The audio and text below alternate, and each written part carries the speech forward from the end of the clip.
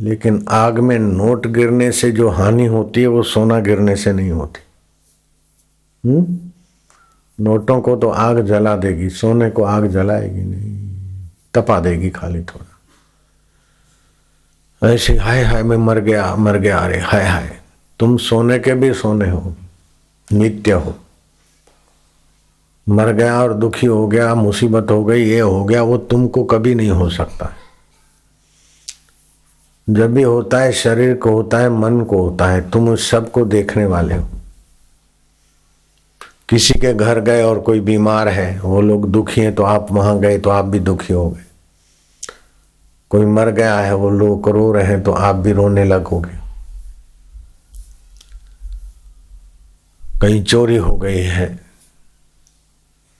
कुछ आपदा हो गई है, वहां जाने से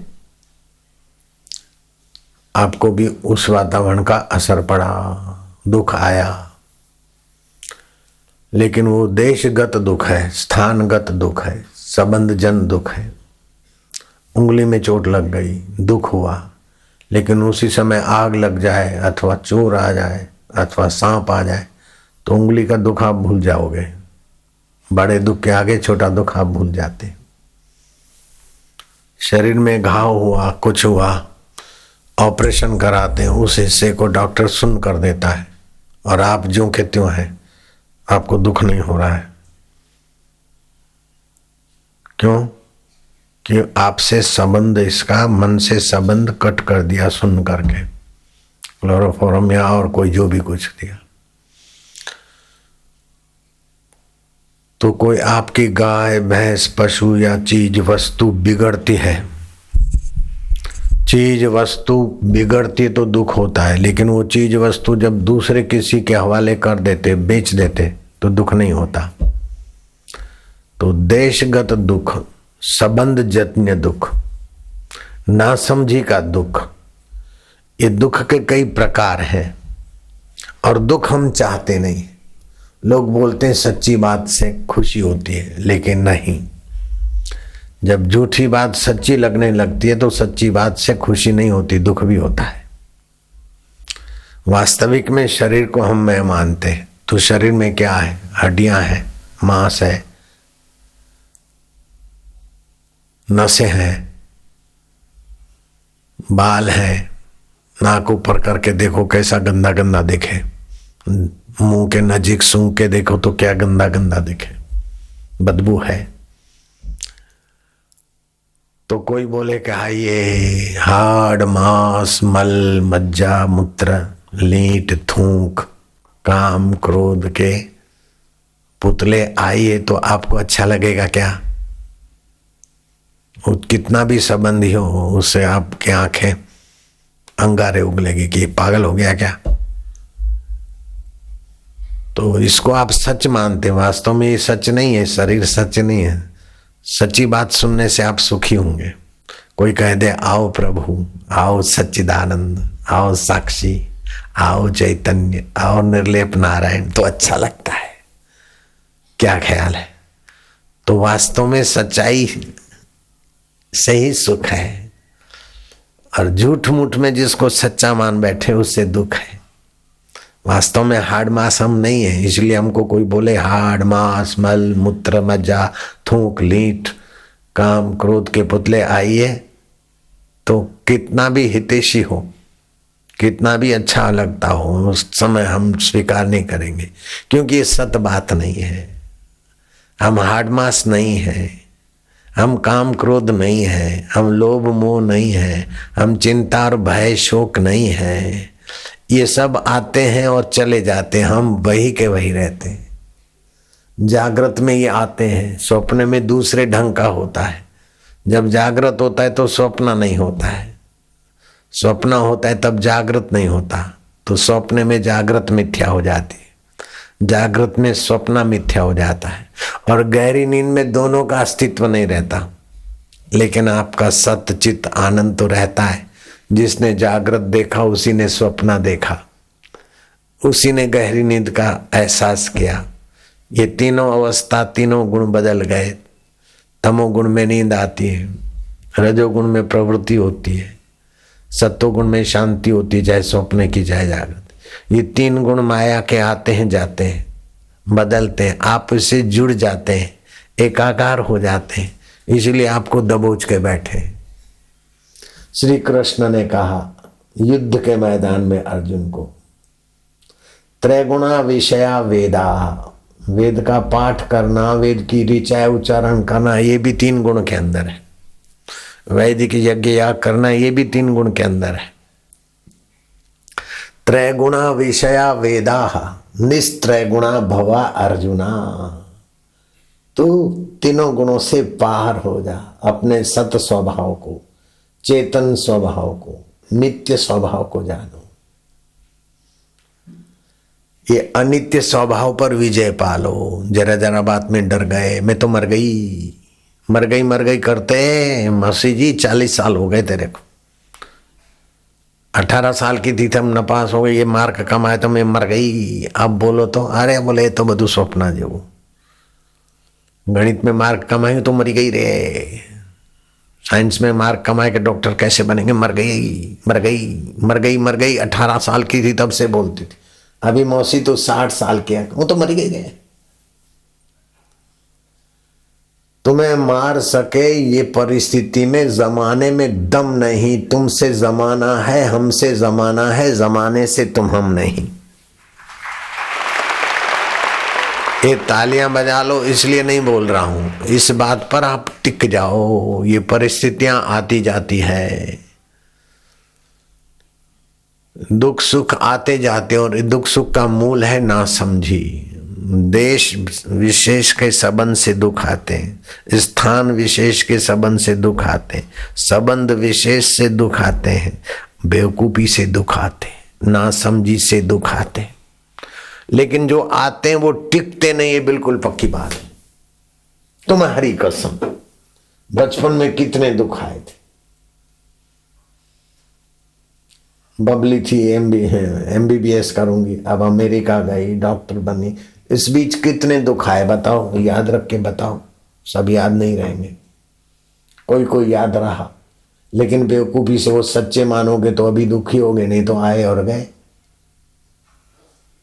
दुख आपको दबोच नहीं सकते और सुख आपको सदा टिका नहीं सकते, ये सब आने जाने वाले हैं। आप परम सत हो, परम चेतन हो, परम आनंद हो, इस प्रकाश में जियो। आए है मंगल ही मंगल हो जाएगा।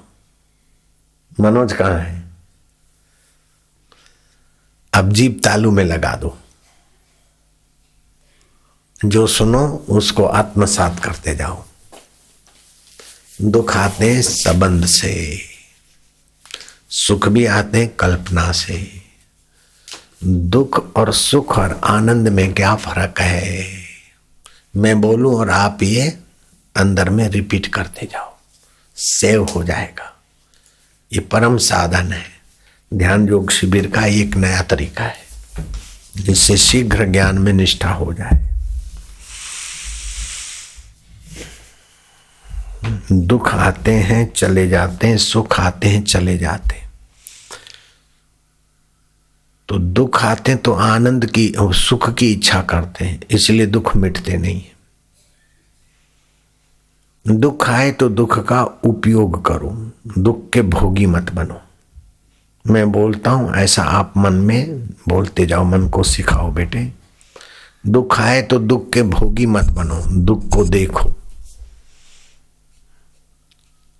दुख आया है तो सावधान करने को आया है, आसक्ति मिटाने को आया है, लापरवाही मिटाने को आया है, अहंकार मिटाने को आया है।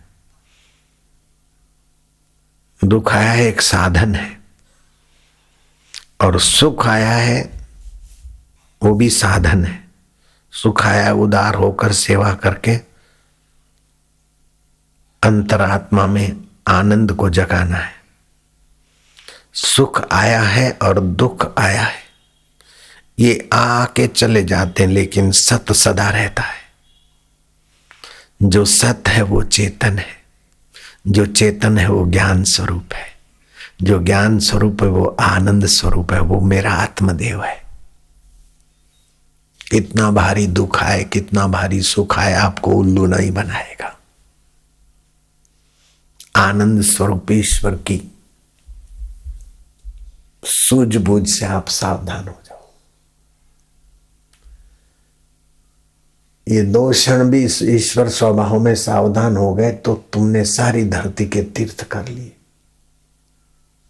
तुमने सारे यज्ञ कर लिए बेटे बेटियां, तुमने सारे दान पुण्य कर लिए, तुमने पितरों को तार लिया। ये ऐसा परमात्मा ज्ञान है। स्नातम तेन सर्व तीर्थम, उसके द्वारा सारे तीर्थों का स्नान हो गया। दातम तेन सर्वदानम, उसके द्वारा सर्वसुदान हो गया। कृतम तेन सर्व यज्ञम, उसके द्वारा सारे यज्ञ हो गए। ये न क्षणम मनः ब्रह्म विचारे स्थिरम कृत्वा, ब्रह्म परमात्मा के विचार में मन को लगा दो जरा। हे ज्ञान स्वरूप, हे चेतन स्वरूप, हे आनंद स्वरूप, हे नित्य स्वरूप, तुम्हारा स्वभाव ही मेरा स्वभाव है। मन के स्वभाव में मर रहा था, शरीर के स्वभाव में, संबंध के स्वभाव में, विकारों के स्वभाव में मैं भटक रहा था, लेकिन वे भटका नहीं सकेंगे। क्यों?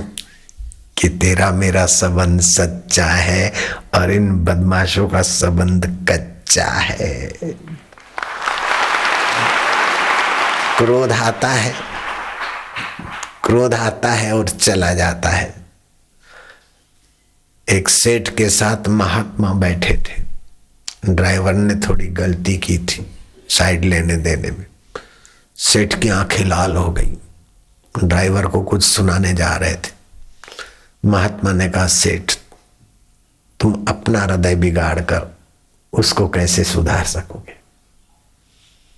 अपने को आप दुखी करके उसको आप ठीक कैसे कर सकते? जरा जरा बात में हम क्रोधी हो जाते हैं और दूसरे को सुधारने की करते हैं। अपने को बिगाड़ के कोई दूसरे को सुधार नहीं सकता। क्या माताएं ये गलती नहीं करती? सेठ, साहूकार, मुनीम, बड़े बड़े आदमी ये गलती नहीं करते कि अपना दिल बिगाड़ के दूसरे को सुधारना चाहते?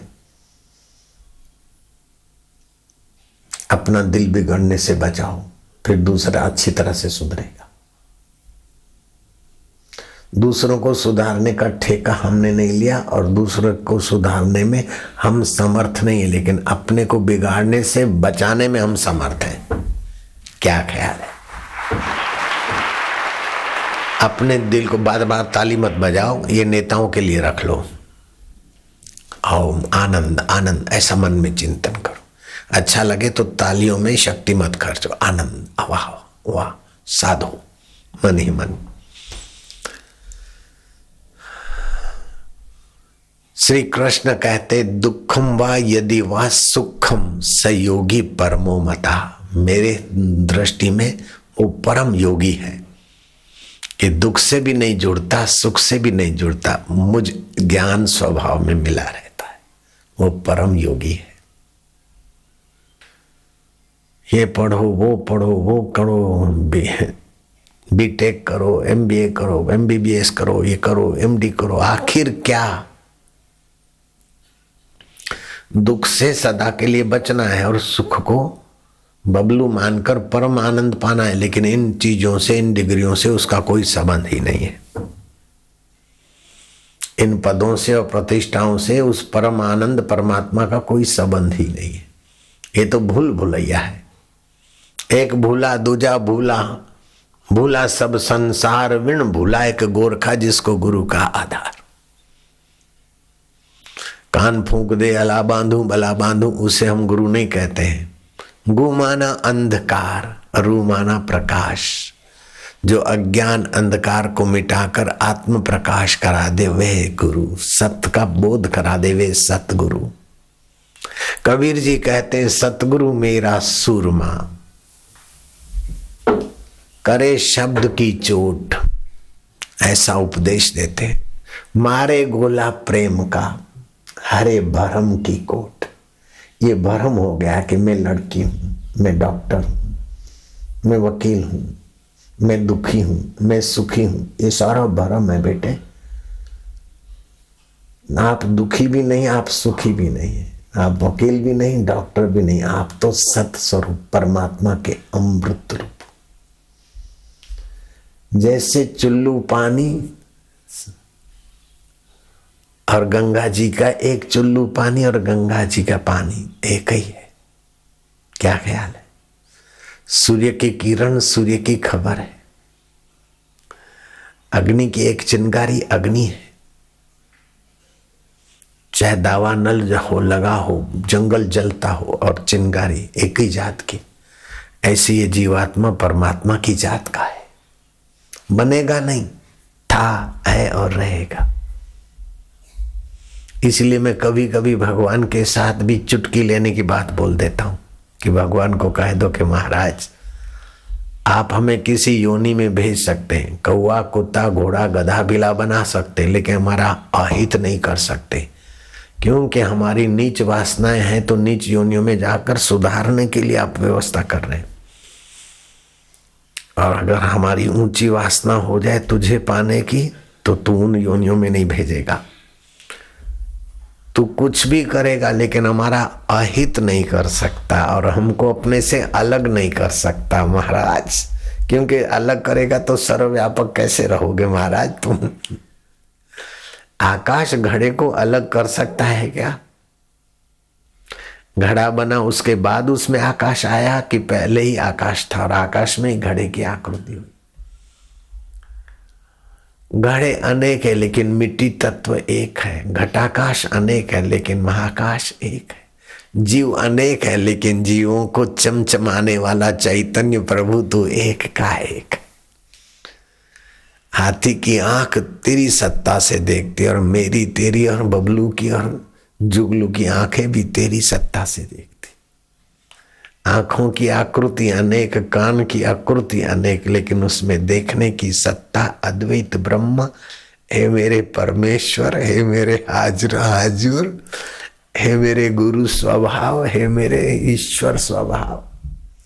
हजार हजार नाम है तुम्हारे। राम तू रोम रोम में रम रहा है, शिव तू कल्याणकारी है, माँ तू पालन करता और वात्सल्य से भरा है, इसलिए तुझे माँ के रूप में भी हम हिंदू पूजते। हिंदू धर्म की एक महान विशेषता है कि परमात्मा को माँ के रूप में भी, देवी के रूप में भी मान लिया। देवी है तो तू है, देवता है तो तू है, यार है तो तू है, दिलदार है तो तू है, ज्योति है तो तू है, ज्वाला है तो तू है, रिश्तेदार है तो तू है, और खूनखार है तो तू है। ये बाहर से सारे चैतन्य की विलासता है। जैसे स्वप्न में न कहीं खूनखार दिखते हैं, कहीं यार दिखते हैं, दिलदार दिखते हैं, लेकिन ये आत्मदेव स्वप्न का जगत तेरी ही विलासिता है। ऐसे ये जागृत का खेल भी तेरा ही है। वाह प्रभु वाह, आनंद ले वाह। कैसी भी परिस्थिति आए और अपने उस दिलबर का स्मृति करो। अर्जुन कहता है ना, लब्ध्वा ज्ञानम परम शांति।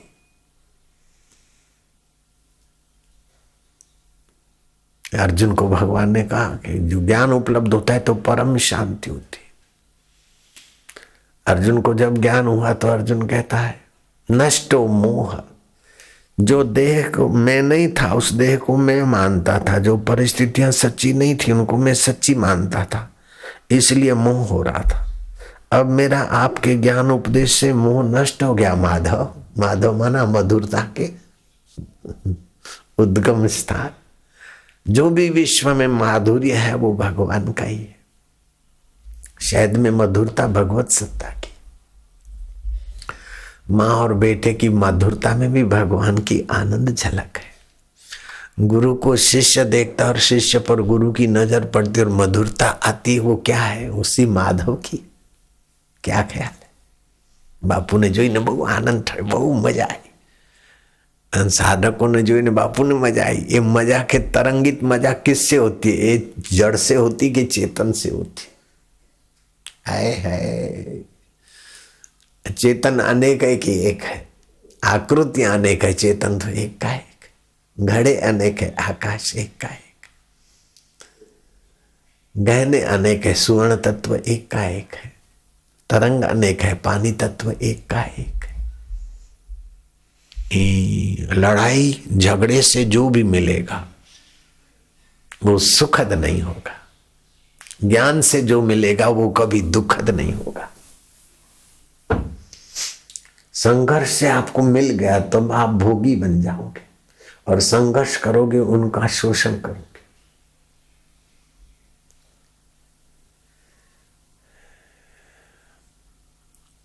व्यक्तिगत स्वार्थ कुटुंब में कलह पैदा कर देता है, कुटुंब का स्वार्थ पड़ोस में कलह पैदा कर देगा, पड़ोस का स्वार्थ गांव में कलह पैदा कर देगा, गांव का स्वार्थ तहसील में कलह पैदा करेगा, तहसील का स्वार्थ डिस्ट्रिक्ट में कलह पैदा करेगा, डिस्ट्रिक्ट का स्वार्थ राज्य में कलह पैदा करेगा, राज्य प्रांतीयता का स्वार्थ राष्ट्रीयता में कलह करेगा, राष्ट्रीयता का स्वार्थ विश्वता में कलह करेगा, विश्वता का स्वार्थ विश्वेश्वर से दूर पटक देगा।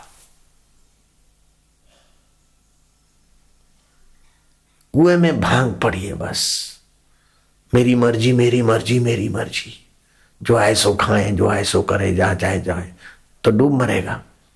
ऐसे ऐसे गाने बजाने हमारे भारतीय बच्चे बच्चियों के साथ बड़ा जुल्म हो रहा है।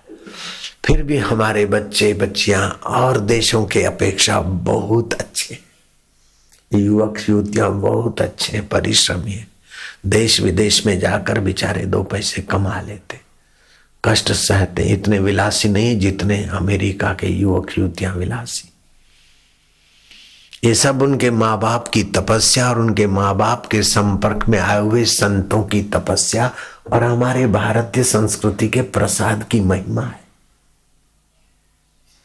ये ऐसा प्रसाद है कि सब दुखों को सदा के लिए मिटाने की ताकत रखता है। कहीं जाकर नहीं, किसी को हटाकर दुख नहीं मिटाता, किसी को पाकर दुख नहीं मिटाता। कुछ मिल जाए तब दुख मिटे, कुछ हट जाए तब दुख मिटे। मारवाड़ से कोई व्यक्ति गया, कलकत्ते में सेट हो गया। वो कलकत्ते का सेठ जी आज आएगा कल आएगा महीने के बाद आएगा, ये समाचार मिलते रहे। पुराने जमाने की पोस्टकार्ड की, टेलीफोन का इतना विकास नहीं रहा होगा, तब की घटना है, कहानी समझो घटना से। मारवाड़ का लड़का जो 15-16 साल का छोड़ गए थे, वो लड़का 18-20 साल का हो गया। उसने देखा कि पिताजी आने का खबर तो देते लेकिन हम यहाँ दुखी हो रहे, माँ आज्ञा दे मैं चल पड़ू। वो चल पड़ा। मारवाड़ और कलकत्ता के बीच उसको गाड़ियां बदलते हुए किसी धर्मशाला में रहना पड़ा। गरीब लड़का था, धर्मशाला में छोटा सा बरामदे में लगा दे कंबल। और वो बरामदे के ऊपर जो कमरा था वहीं उसका बाप अपने बेटे को मिलने के लिए धर्मशाला में था। बेटे को सर्दी लगी थी और अभावग्रस्त था, रात भर खांसा। सुबह मुनीम को बुलाया कि धर्मशाला में किस नालायक को प्रवेश कर दिया, मेरी रात खराब कर दी। मैं वर्षों के बाद अपने बच्चों से मिलने जा रहा था और इस नीच ने मेरी नींद खराब कर दी। अब बाप को पता नहीं, जिसको मैं नीच कर रहा हूं और घृणा करके जिसको दंडनीय करना चाहता हूं वो मेरा जाया है, उसको पता नहीं। और मेरे जाय को भी पता नहीं कि मेरा पिता है। वो उससे डर रहा है, सेठ की फरियाद से।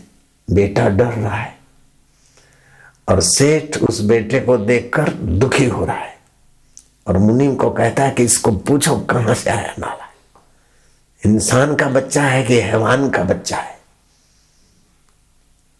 तो पूछा, अरे तू किसका बच्चा है? नालायक सेठ जी की नींद हराम कर दी। मलुक चंद का है? कौन सा मलुक चंद? तू कहां से आया? बोले मारवाड़ से, झुंझुनू से आया। झुंझुनू? ऐसे करते करते सेठ को पता चला कि अरे ये तो मेरा जाया है, और मेरे जाया को पता चला कि मेरा पिता है। भय रहेगा क्या? घृणा रहेगी? वो खांसी और उसकी कमजोरी उपचार करने योग्य हो गई और वो बेटा गले लगाने योग्य हो गया। और बाप बाप भी इतना क्रूर नहीं है, मेरा पिता है। अज्ञान ने कितनी बेवकूफी रची थी और ज्ञान होने से लगा कि अपने ही है। सारी समस्याएं, सारे विरोध सहयोग में बदल गए। वास्तविक में संघर्ष करके अपनी इच्छा पूर्ति करने के बाद भी दुख नहीं मिटता, चिंता नहीं मिटती, विकार नहीं मिटते, अशांति नहीं मिटती। और वो अशांति, विकार और बदले की भावना से मरने के बाद भी न जाने किस किस रूप में एक दूसरे को काटने के लिए खड़े हो जाते। कुत्ते की योनि में गए, मच्छर की योनि में गए और किसी योनि में गए। कई बार ये कथाएं बताई कि फलानी जगह के सेठ को बेटा हुआ था और वो सेठ बेटा बीमार पड़ने पर वो सेठ ने सारे पैसे खर्च कर दिए।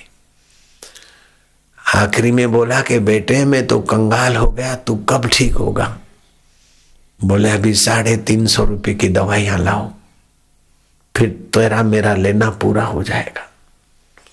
तू मेरा भागीदार था और मेरे पैसे खा के यार मैं तेरा बेटा होके आया। 350 खर्च कर, फिर मैं ये चला। 350 की दवाई आई और वो बेटे ने आंख मूंदी सदा के लिए। तो जब तक एक दूसरे से लेने का भावना रहेगी, सबक सिखाने की भावना रहेगी, सुख भोगने की भावना रहेगी, किसी को दुख देने की भावना रहेगी, तो भावनाओं से परे जो भगवत सत्ता है उसका प्रसाद कब पाओगे भैया, बहन जी, भाई जी। मैं मेरे पिता और माता की अंगत बात आपको बता दिया करता हूं। मेरे पिताजी पूछते कि आज कौन सी तिथि है, कार्तिकी पूनम कब है?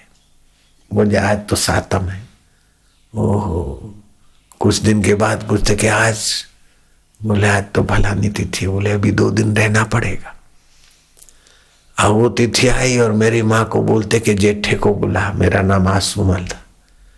आंसू छोटा है, नहीं देख सकेगा। मेरे को पलंग से नीचे उतारो और गाय के गोबर का लीपन करो। रात के 3 बजे थे। अभी तुलसी नहीं तोड़ना चाहिए सूर्योदय के पहले, तो द्राक्ष धो के पानी में डाल दे, द्राक्ष का पानी मुंह में डालो, गीता पढ़ो। ऐसा करते करते मेरी माँ को हाथ जोड़े। मेरे पिताजी बड़े दमदार थे, जल्दी से कहीं मत्था टेके या हाथ जोड़ दे, और वो भी पत्नी को हाथ जोड़े, उनके स्वभाव में भी नहीं था। मेरे पिता ने मरते समय मेरे माँ को हाथ जोड़ा। जेठे माँ, जो कुछ हो गया है, सिंधी में कहा था, जो कुछ हो गया मेरे द्वारा, कभी मैंने डांटा, कभी हाथ उठाया, तुम मेरे को माफ कर दे। मेरी माँ पति परायणा थी। ये क्या कह रहे हो, ये क्या कह रहे हो?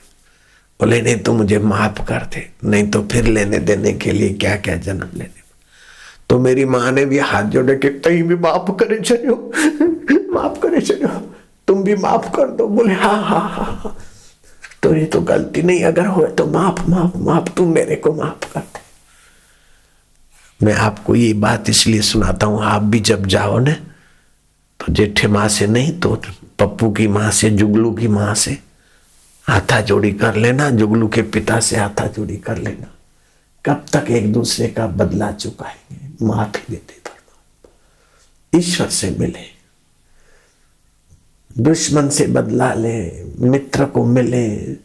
बाबा जी आशीर्वाद करो, हम जन्म जन्म में एक ही पति पत्नी में। अरे जन्म जन्म लोगे तो बेटे मरोगे नहीं क्या? बीमार नहीं होगे क्या? भीतर लड़ोगे नहीं क्या?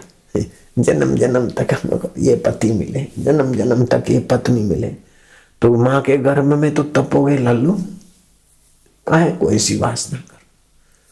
तुम तो ये इच्छा करो कि प्रभु तुम अजन्मा हो, आत्मा हो, चैतन्य हो और मेरा आत्मा होकर बैठे हो। मैं तुम्हें पालूं, तुम्हें जान लूं, तुम में विश्रांति पाऊं। ओम करते हुए तुम भी मैं चुप्पी हो जाऊं।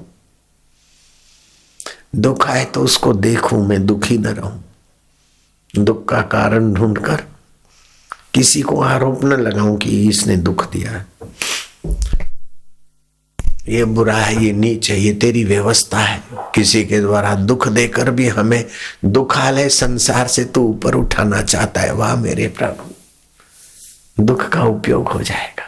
सुख आया तो हमें उदार बनाना चाहता है। वाह मेरे प्रभु, वाहवाही आई तो हमें उत्साहित करता है, निंदा आई तो हमें सावधान करता है। वाह प्रभु, आप बापू बन जाएंगे।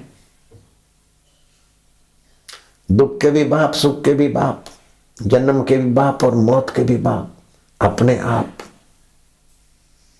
आपको अनुभव होगा कि जन्म मृत्यु मेरा धर्म नहीं है, पुण्य पाप कछु कर्म नहीं, मैं हूं सत्य चित आनंद रूप, कोई कोई जाने रे।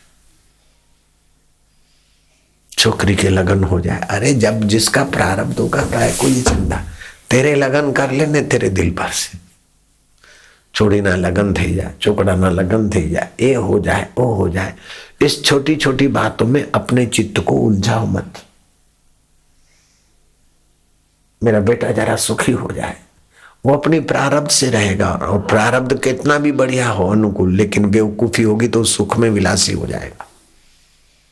उसकी बेवकूफी मिटे, उसके जीवन में ज्ञान प्रकाश हो, फिर दुख भी उसके लिए आनंद है, सुख भी आनंद है, मान भी आनंद है, अपमान भी आनंद है। अज्ञानता बढ़ाने में, विषय विकार बढ़ाने में अथवा अधिकार लोलुप होकर संघर्ष करने में सुख का, ज्ञान का निवास नहीं है।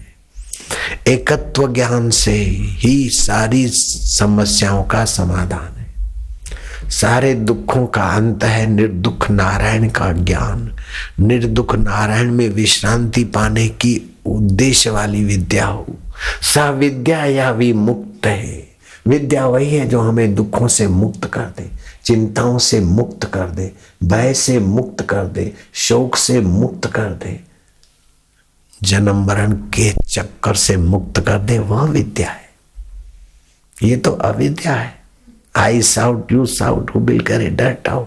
कुछ बनकर दिखाओ, कुछ बनकर हरीफाई हरीफाई हरीफाई। दूसरों को नीचे दिखाकर जो आगे बढ़ता है तो दूसरों के दिल से वो उतरा हुआ होगा कि दूसरों के दिल में प्यारा होगा।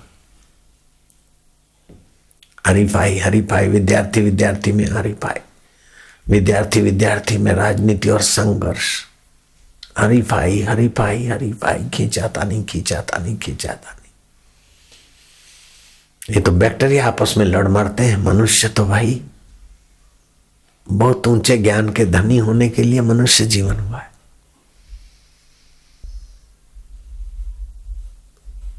तुझ में राम, मुझ में राम, सब में राम समाया है।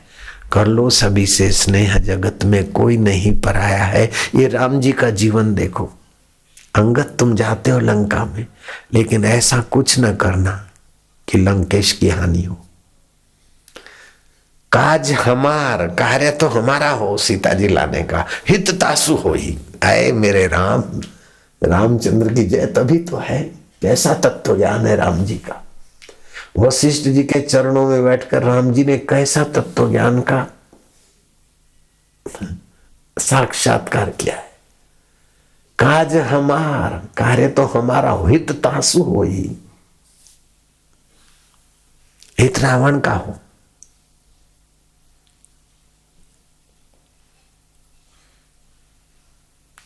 ब्रह्म ज्ञानी ते कछु बुरा न भया। आपको ब्रह्म ज्ञान होगा न तो आपके द्वारा किसी का बुरा नहीं होगा। हो सकता है कि आप किसी को डांट दो, हो सकता है किसी को थप्पड़ रख दो, लेकिन आपका हृदय क्रोध के अंगार से थप्पड़ नहीं मारेगा, स्नेह की सरिता से थप्पड़ उठाएगा।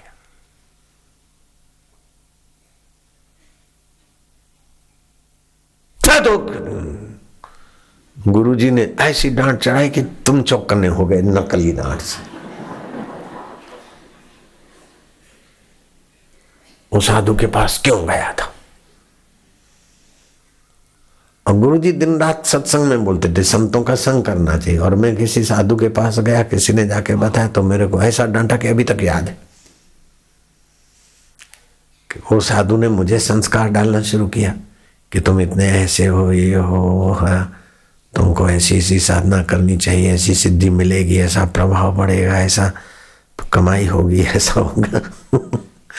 तो कोई सुनने वाले ने जाकर सुनाया तो साईं ने देखा कि ये तो हल्के संस्कार डाल रहा है, मैं ऐसे ब्रह्म ज्ञान देना चाहता हूं और वो तुच्छ संसार के तरफ आकर्षण की बातें कर रहा है। ये बच्चा ऐसा नहीं कि संसार के तरफ आकर्षित हो जाए, संसारियों को भगवान के तरफ आकर्षित करे, ऐसा बच्चा कहीं खरी खोटी सोबत में ना आ जाए। इसलिए गुरुजी ने ऐसी डांट चढ़ाई कि उसके बाद में कहीं किसी के बातों में नहीं आया। जब तक आत्म साक्षात्कार नहीं होता तब तक इधर उधर की पुस्तकें, इधर उधर के भाषण से बचना चाहिए,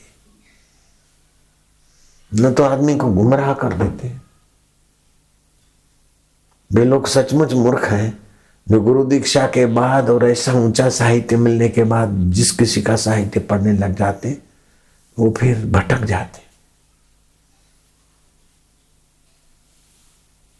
जैसा तैसा खान पान करने लग जाते, जो तो फिल्म देखने लग जाते।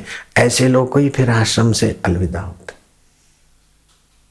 बहुत गई थोड़ी रही व्याकुल मन मत हो, धीरज सबका मित्र है करी कमाई मत को। अगर